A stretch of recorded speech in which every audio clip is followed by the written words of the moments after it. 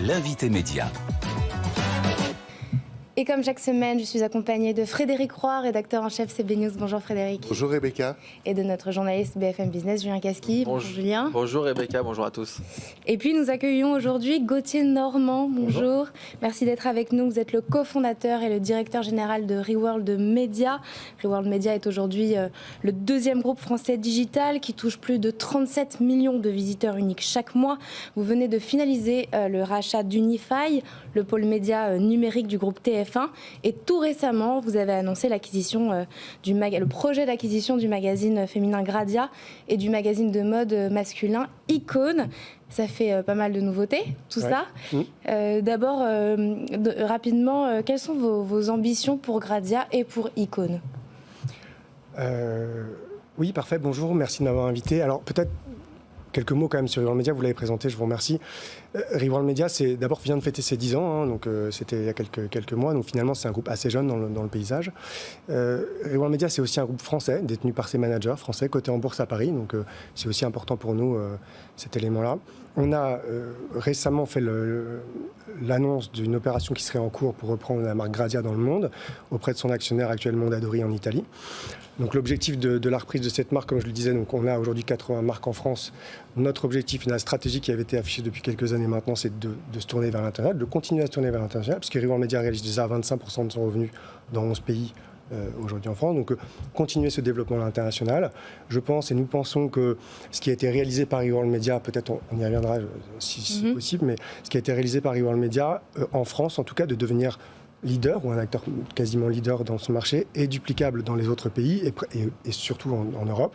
Donc cette acquisition, c'est un premier pas vers l'internationalisation. Gradia, c'est une marque internationale, je le disais, référente dans la mode de la beauté européenne, qui est aujourd'hui éditée dans 21 pays. Et donc, pour nous, cette première acquisition est une manière d'entrer dans les différents pays. Ouais, c'est ça. Et l'idée, c'est aussi d'agrandir le réseau, de l'étendre dans le monde. Le digital, c'est aussi important que le papier. Comment est-ce que ça va se passer ? Parce que c'est pas évident de piloter un truc, je veux dire, un réseau comme ça, une démarque comme ça. Icône, c'est plus petit. Hein. Absolument, Icône n'est que présent en Italie. En Italie, ouais, c'est ça. Comment est-ce que ça va se passer ? Vous faites des coéditions, vous faites des... Alors, oui, absolument. Aujourd'hui, le choix qui a été celui de l'ancien actionnaire, enfin de l'actionnaire actuel, actuel, ouais. dans le cadre de l'opération qui pourrait être réalisée, mais aujourd'hui le déploiement a été fait avec des licences. Donc aujourd'hui, chacun des pays est exploité par des licences d'acteurs, d'ailleurs très souvent référents dans chacun de leurs pays, qui développent Gradia. Donc, effectivement, cette position internationale pourrait nous amener d'une part à accélérer le déploiement de nos propres marques médias, j'en citais quelques-unes au début, dans ces pays. C'est l'occasion. Ça sert de... Voilà, donc évidemment, certaines de nos marques, encore une fois, j'en citais, prenons au féminin ou Marmiton, pourraient croître et accélérer à l'international grâce à ce réseau.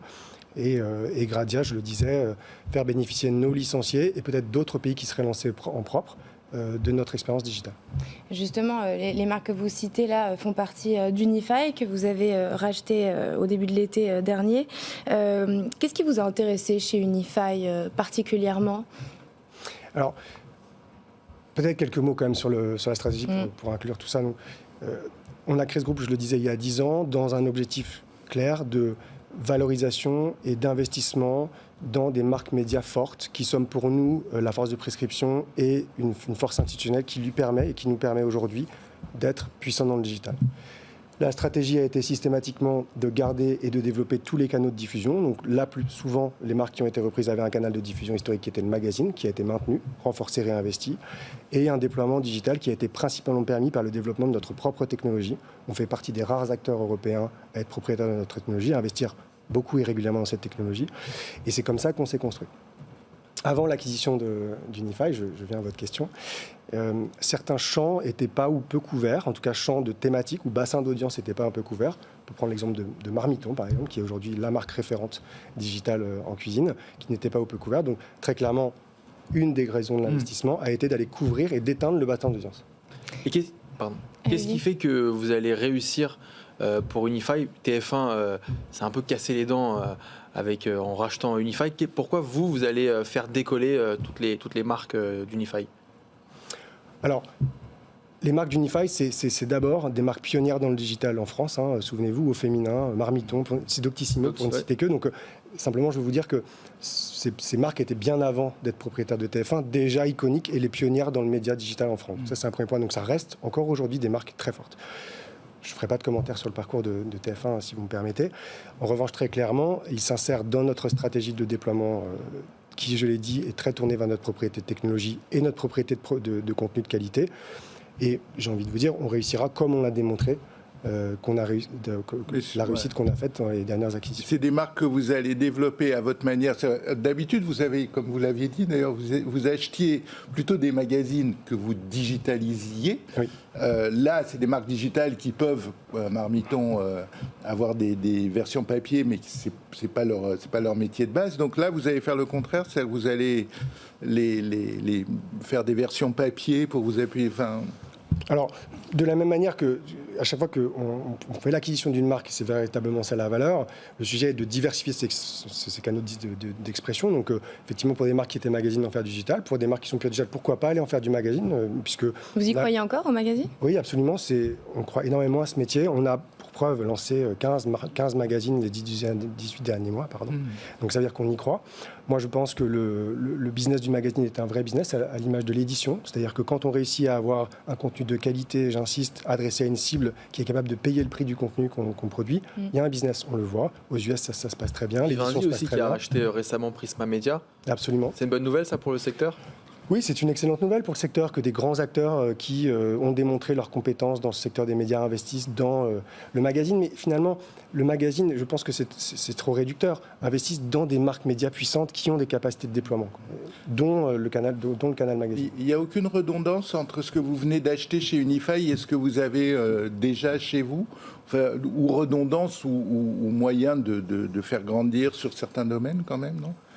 Alors, c'est intéressant. Je pense qu'il y a un élément qu'il faut bien avoir en tête, c'est qu'on passait de 27 millions de lecteurs mensuels digitaux avant acquisition à 39 millions de lecteurs mensuels. Donc, premier élément, le bassin d'audience croît considérablement. Ça fait de nous des acteurs en puissance plus puissants que Snapchat, plus puissants qu'Amazon en France. C'est simplement pour se remettre dans le contexte.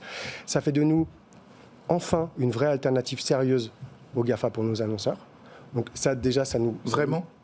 Non. Ça fait de nous une alternative sérieuse en tant que bassin d'audience, en tant que propriétaire de la technologie et en tant que fédération d'audience qualifiée.